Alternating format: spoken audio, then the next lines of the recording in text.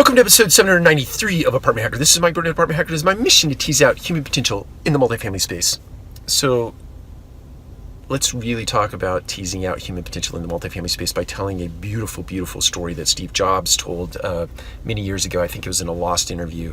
It surfaced at some point. I can't remember when, but you can Google the story and you can see Steve telling the story himself. But in essence, Steve had visited an old man that lived down the street from him who had a rock tumbler.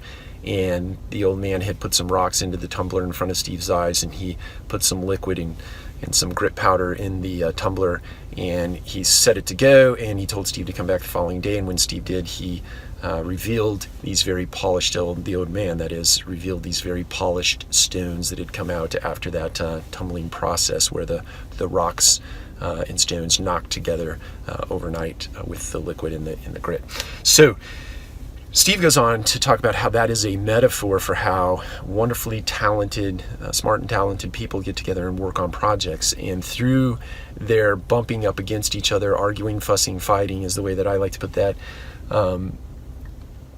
they yield a product, right? They yield an offering, they yield a story, they yield a culture, they yield an organization that sustains itself over a long bit of time. But why? It's because they were willing and intentional about knocking together, right? They trusted each other with their stuff, so to speak. And through that bouncing off of each other, through that arguing and fussing and fighting, they became better people. They became sharper professionals. They became polished people. And as a function of being polished people, they moved a project through to an outcome, right? They move an organization through to a wonderful, beautiful culture. It's that arguing, fussing, and fighting, that knocking together of that really breeds that in an organization. If, and this is the key, you're willing to do it, you're intentional about it, and you build a psychologically safe, trusted environment for people to do so.